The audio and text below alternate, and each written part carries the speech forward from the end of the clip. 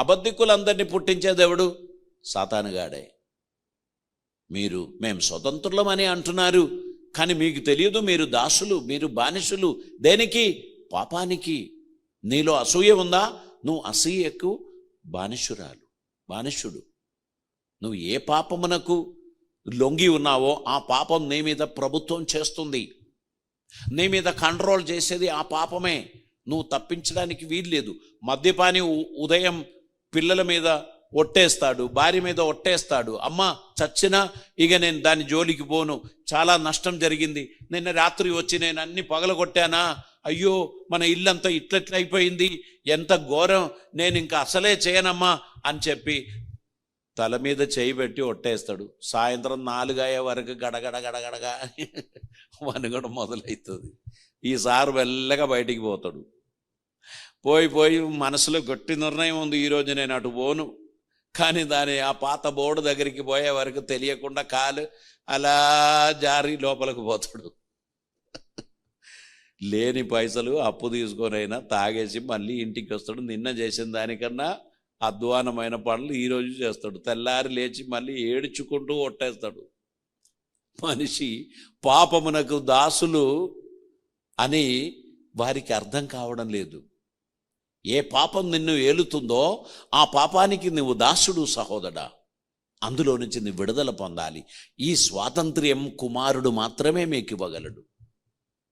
యేసుక్రీస్తు ద్వారా తప్ప నిన్ను వెంటాడుచున్న, నిన్ను పీడిస్తున్న ఈ శోధనల నుండి నీకు జయం సాధించదు.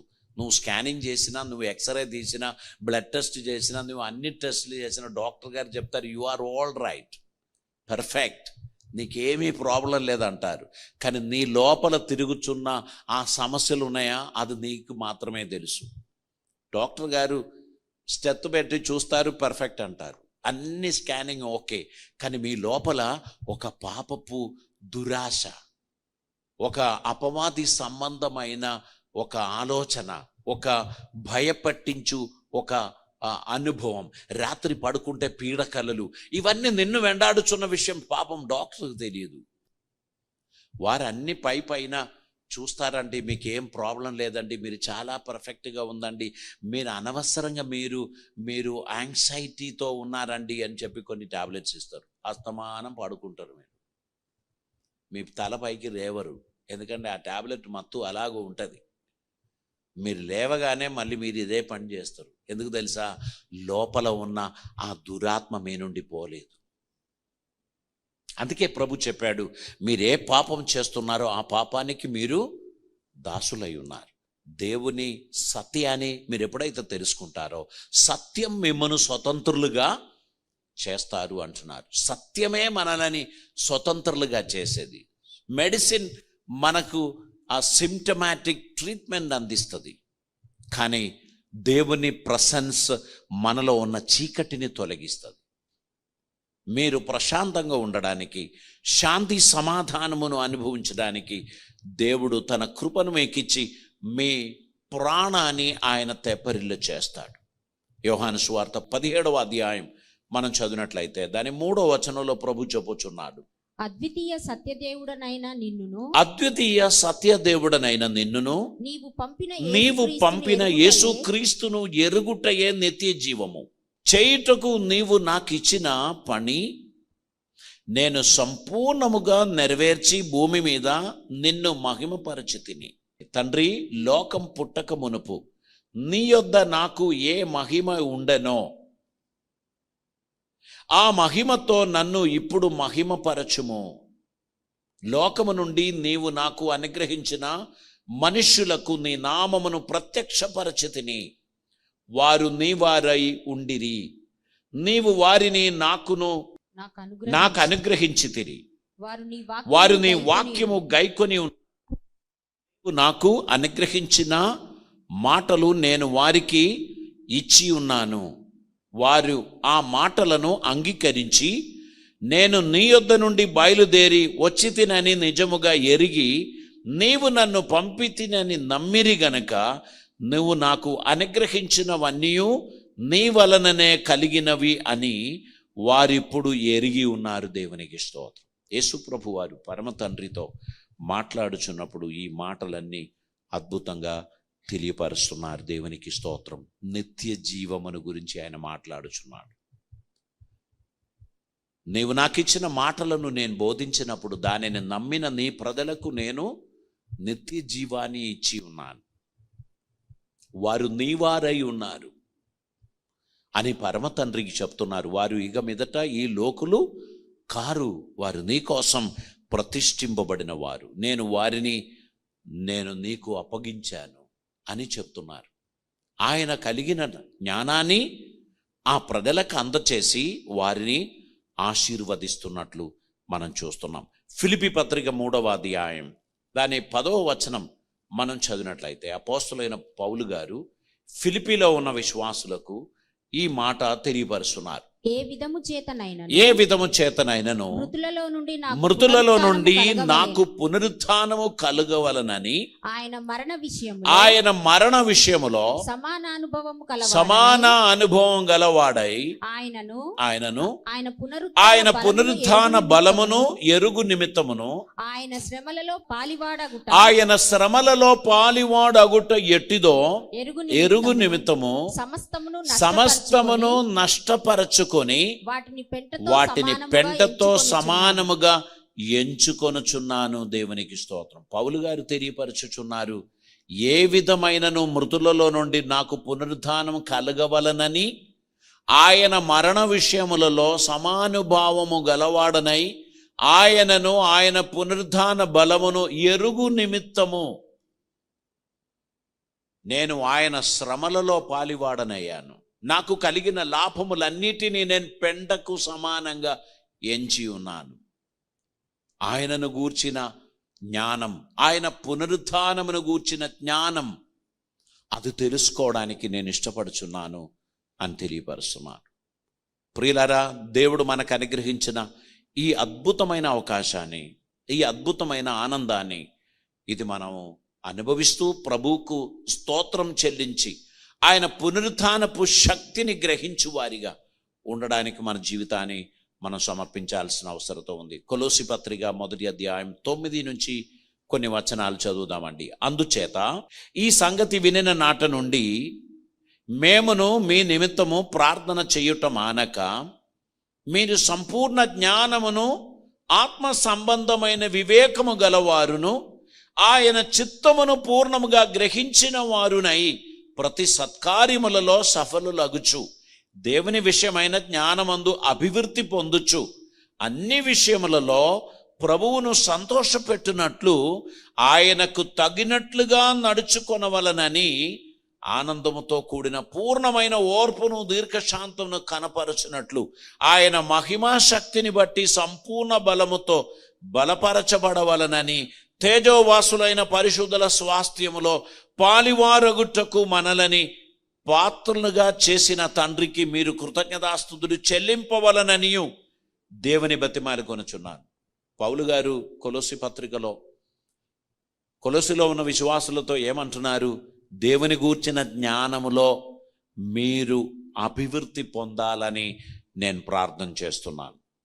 మీరు మీ నిమిత్తమై నేను ఎడదగక చేయుచున్న ప్రార్థన నేను మానక మీరు సంపూర్ణ జ్ఞానమును ఆత్మ సంబంధమైన వివేకము గల వారును ఆయన చిత్తమును పూర్ణముగా గ్రహించువారును సత్క్రియలు చేయుటకు ఆసక్తి కలిగిన వారిగాను మీరు ఉండుట కొరకు దేవుని విషయమైన జ్ఞానమందు మీరు అభివృద్ధి పొందాలని నేను నిరంతరం నీ కొరకు ప్రార్థన చేస్తున్నాను అంటున్నారు. మనం ఏం చేస్తున్నాం? కంటి కనబడిన వాటి గురించి అన్నిటి గురించి ముచ్చట్లు పెట్టుకొని మనం మన విలువైన జీవితాన్ని వ్యర్థం చేసుకుంటున్నాం. దేవుడేం ఆశిస్తున్నాడు?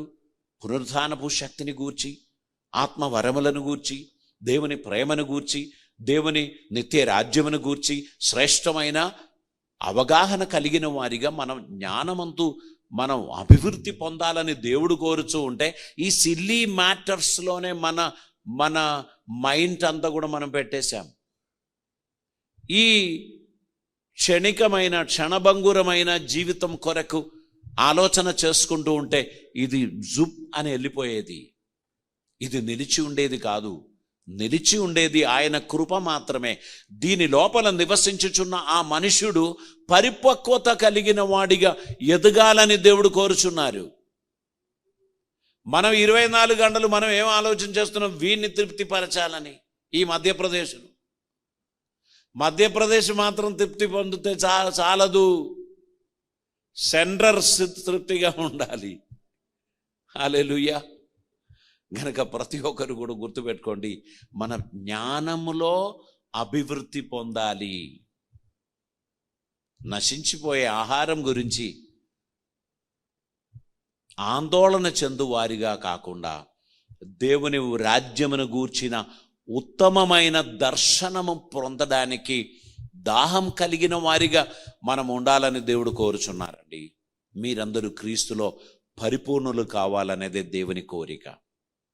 పౌలు గారి ఆకాంక్ష అదే, యేసు ప్రభుని ప్రార్థన అదే.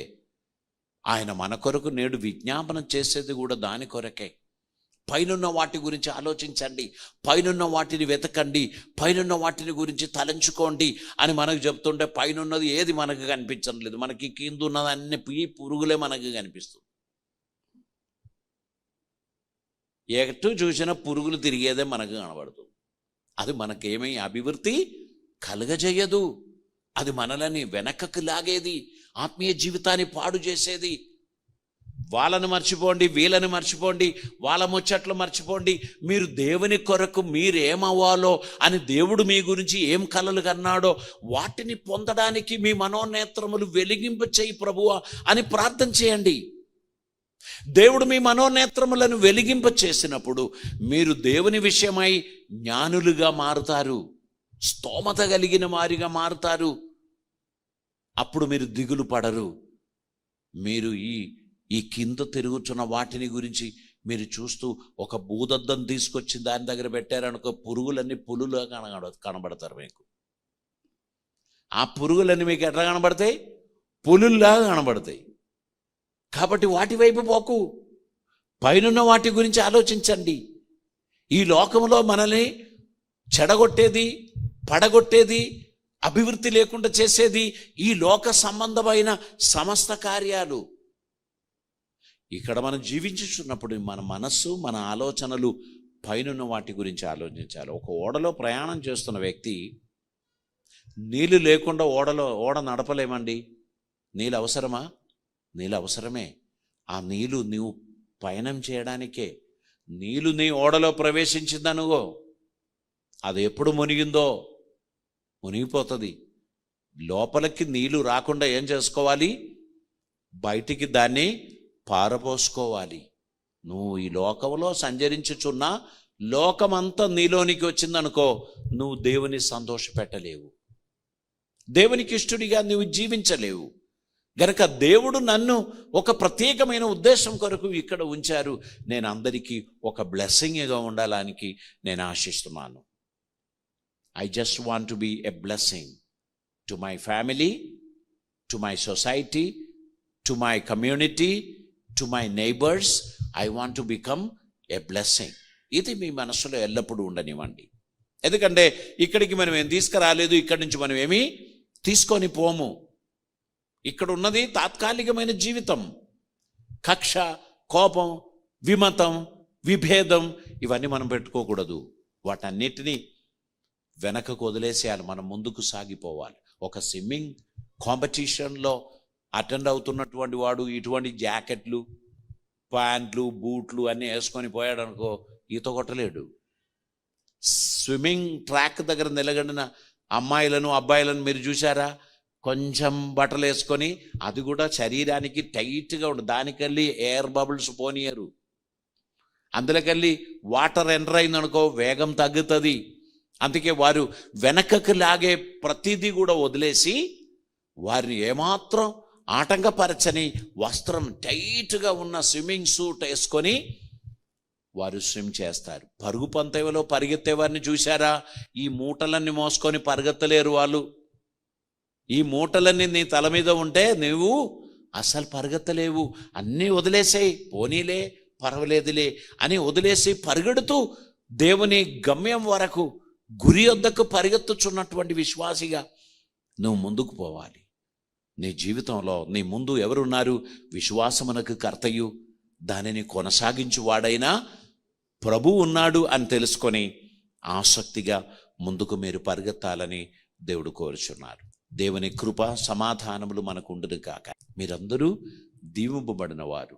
దైవ సేవకుని మాట విని ఇక్కడికి తరలి వచ్చారు. మిమ్మల్ని బట్టి నేను సంతోషిస్తున్నాను. దేవుడు మిమ్మల్ని ఆశీర్వదించిన కాక. ఒక మెరుగైన సమాజం సిద్ధపరచడానికి నా పాత్ర నేను పోషించాలి, మీ పాత్ర మీరు పోషించాలి. ఈరోజు మనం నేర్చుకున్న అంశం ఏంటి? దేవుడిచ్చు జ్ఞానమును పొందుచు అభివృద్ధి పొందండి. we need to learn something and we need to practice it. వాటిని మనము ప్రాక్టీస్ చేసుకోవాలి. నేర్చుకోవడం మాత్రం సరిపోదు. నేర్చుకున్న వారికి థియరీ ఉంటుంది, డిగ్రీలు ఉంటాయి. వారిని పోయి క్లినిక్లో కూర్చొని పేషెంట్ని చూసుకోండి అని చెప్తే కుదరదు. పేషెంట్ కనబడితేనే వీళ్ళకి చెమటలు వస్తుంది. బాగా చదువుకున్నారు, ఎంబీబీఎస్ పాస్ అయ్యారు, కానీ పేషెంట్ జోలికి ఎప్పుడు నేను పోలేదు. నాకున్న జ్ఞానం అన్నీ పుస్తకంలో ఉన్న జ్ఞానం. నువ్వు ఒక మెరుగైన డాక్టర్ కావాలంటే you have to SIT with a senior doctor. Doctor గారితో తరచుగా సంభాషిస్తూ ఉండాలి, డౌట్స్ అడుగుతూ ఉండాలి. ఈ పేషెంట్ను సీనియర్ డాక్టర్ ఎట్లా హ్యాండిల్ చేస్తున్నారు, ఏం మెడిసిన్ ఇస్తున్నారు, ఇవన్నీ స్టడీ చేస్తూ కొద్ది రోజులు సీనియర్ డాక్టర్తో ఉంటే సొంతంగా ఆ డాక్టర్ గారి యాబ్సెంట్లో కూడా ట్రీట్మెంట్ చేయగలుగుతారు. So we must learn something, not only from the books, from the life of some people. కొందరి జీవిత అనుభవాలు మనకు జ్ఞానాన్ని కలుగచేస్తుంది. వారిని చూసి నేర్చుకోండి అంటారు సమాజం. ఎంత కష్టపడ్డారు, ఎంత ఇబ్బంది పడ్డారు, ఇప్పుడు ఒక స్థాయికి వచ్చారు చూసారా. ఏదైనా ఒక ఆఫీస్, ఏదైనా ఒక ఇన్స్టిట్యూషన్, ఏదైనా ఒక రెస్టారెంట్ మంచి పేరు పొందారు అంటే అది స్టార్టింగ్ డేలో వచ్చినది కాదు. సంవత్సరాలు దాటినప్పుడు వారు పొందిన అనుభవములను బట్టి, ప్రజలు ఇచ్చిన టెస్టిమనీస్ని బట్టి వారి పేరు ప్రఖ్యాతి పెరిగింది. సో మన అందరం ఈ ఫీల్డ్లో జూనియర్స్, మనం అందరం నేర్చుకుంటున్నాం. మనకు కొందరు ఉపాధ్యాయులు ఉన్నారు, అనుభవ సంపన్నులైన గురువులు మనకు ఉండాలి.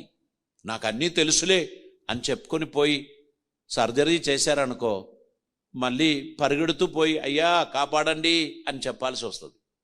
కోసి పెట్టడం గొప్ప విషయం కాదు, అది సరిచేసి కుట్టి మనిషిని బ్రతికించడం గొప్ప విషయం.